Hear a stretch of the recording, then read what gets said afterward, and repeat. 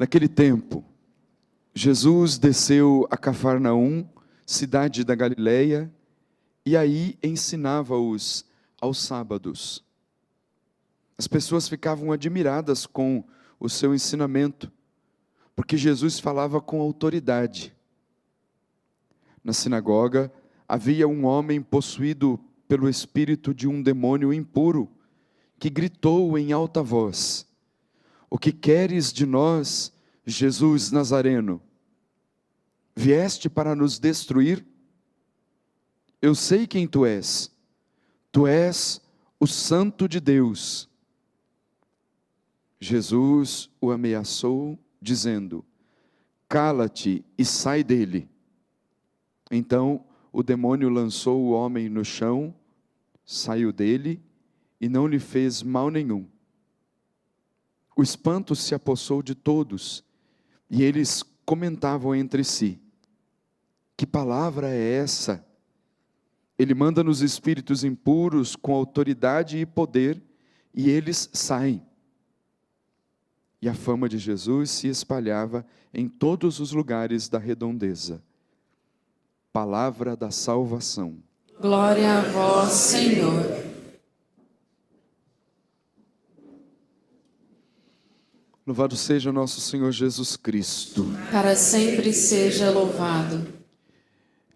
Irmãos e irmãs, São Paulo escreve na carta aos Tessalonicenses, aliás, um dos escritos mais antigos e do primeiro que circulou entre as comunidades cristãs, escreve falando sobre as realidades últimas da vida do ser humano.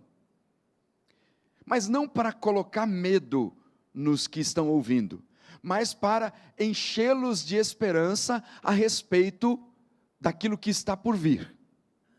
Primeiro, no capítulo 4, ele trata da realidade da morte. E começa dizendo: "Não quero deixar-vos na incerteza a respeito dos mortos, para que não fiqueis tristes como os outros que não têm esperança." Primeiro, uma constatação: essa realidade última toca a vida de todos os seres humanos. Todos passarão pela experiência da morte, mas há uma diferença substancial em como enfrentam essa situação os pagãos e os cristãos. Ele diz de forma clara: "Para que não fiqueis tristes como os outros." Quem são esses outros? Os que não têm esperança, os que pautaram a sua vida somente a partir da realidade deste tempo presente. Quando ele diz: "Para que não fiqueis tristes como os outros que não têm esperança", ele reafirma então que a esperança dos cristãos não está na morte, embora saibamos que a morte é certa, que ela vai chegar um dia ou outro, mas a nossa esperança não está na morte, está em que passaremos pela experiência da morte para chegar à ressurreição final, como Cristo, que morreu e ressuscitou, e São Paulo diz: esta é a nossa fé.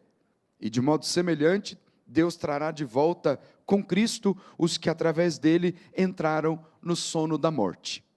E é essa expressão que nos leva a meditar sobre o trecho da carta aos Tessalonicenses que nós lemos na liturgia de hoje. O sono da morte. Os que morreram em Cristo entraram no sono da morte, e Deus trará de volta com Cristo aqueles que entraram nesse sono da morte. Quando se passa pela experiência da morte, há primeiro a experiência de um juízo particular, em que se apresenta diante de Deus, e ali, no face a face com Deus, há o julgamento particular.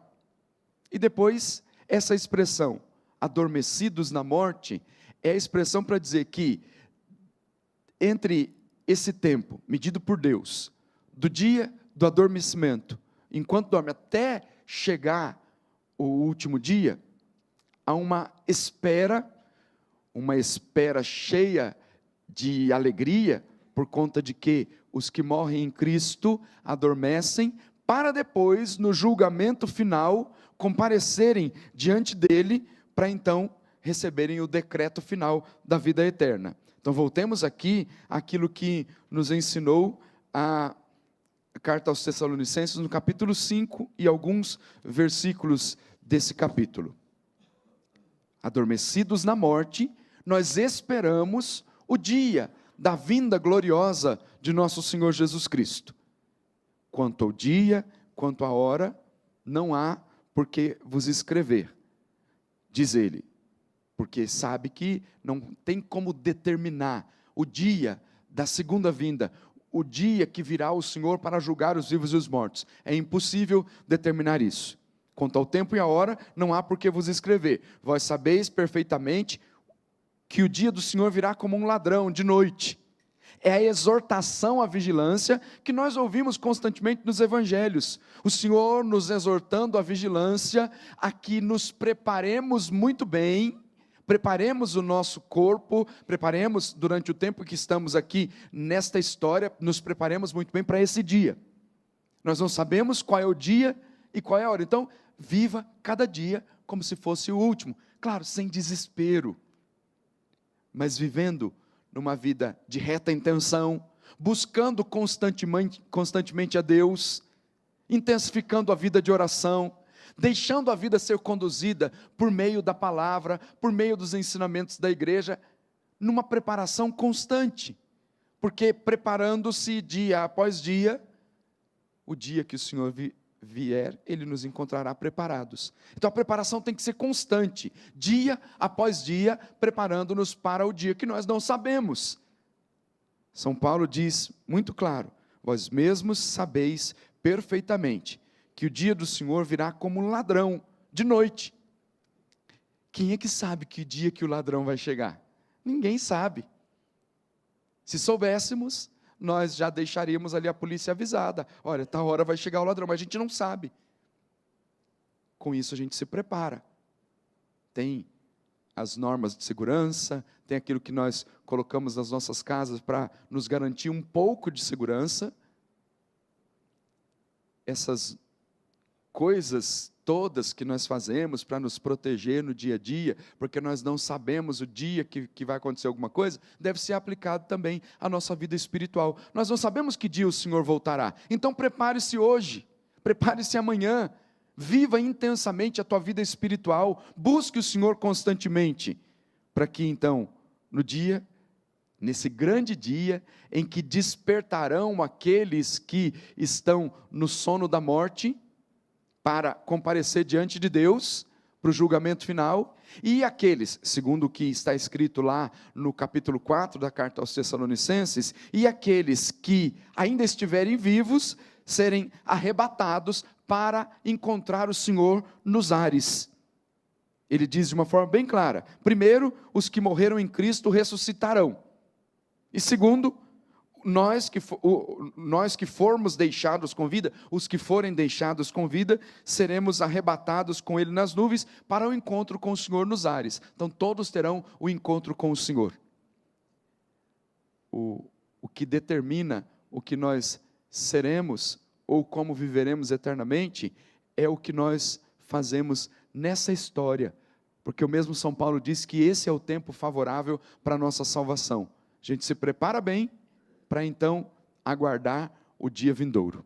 Ele termina o capítulo 4 dizendo assim, exortai-vos, pois, uns aos outros com estas palavras, falando a respeito da morte, que é uma realidade passageira para a vida dos cristãos, e os que morrem em Cristo estão cheios de esperança, não caem no desespero como os pagãos, então reafirmando a doutrina da ressurreição, que é o centro da nossa vida de fé, e dizendo, para que consolemos-nos uns aos outros com estas palavras. Ele fala, exortai-vos, pois, uns aos outros com estas palavras, e no texto de hoje, que é como que uma sequência de temas a respeito das realidades últimas da vida do ser humano, ele termina dizendo, por isso, exortai-vos e edificai-vos uns aos outros, como já costumais fazer.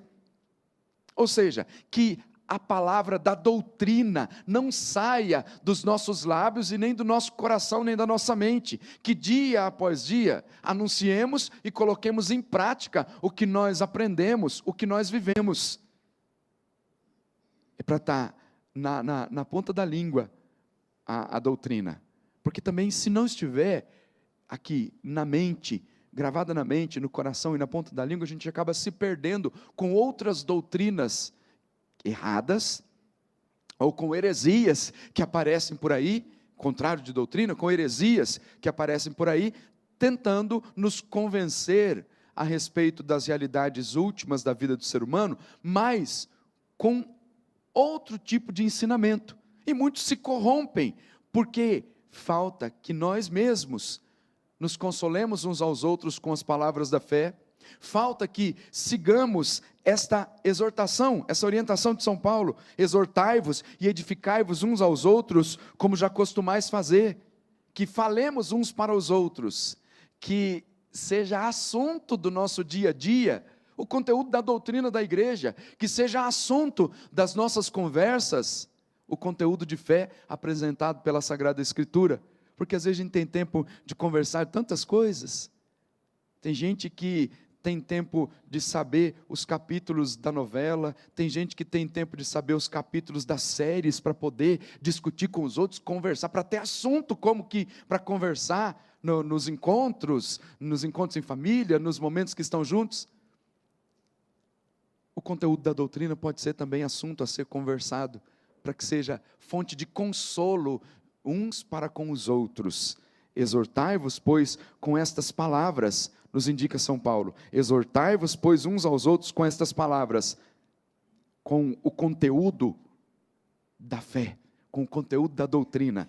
E continua dizendo: exortai-vos e edificai-vos uns aos outros, como já costumais fazer. Veja, não como discussão, aquelas discussões grandes que às vezes acontecem a respeito de doutrina, mas como palavra de consolo uns para com os outros, para colocar na pauta do dia o conteúdo da doutrina que nos ajuda a que não nos percamos por aí com as orientações erradas que querem nos dar a respeito da realidade última da vida do ser humano. A ressurreição é o centro da nossa vida de fé, e os que morrem em Cristo adormecem esperando o dia vindouro. Os que não morrem em Cristo também adormecem esperando o dia do julgamento final, para então receberem o decreto final. Enquanto nós temos tempo, esforcemo-nos para viver bem a nossa fé, para nos prepararmos bem para esse dia que nós não sabemos. Nos preparemos bem para o dia, o grande dia do Senhor, em que nós seremos levados definitivamente para morar com Ele na vida eterna. Vivamos bem a nossa fé.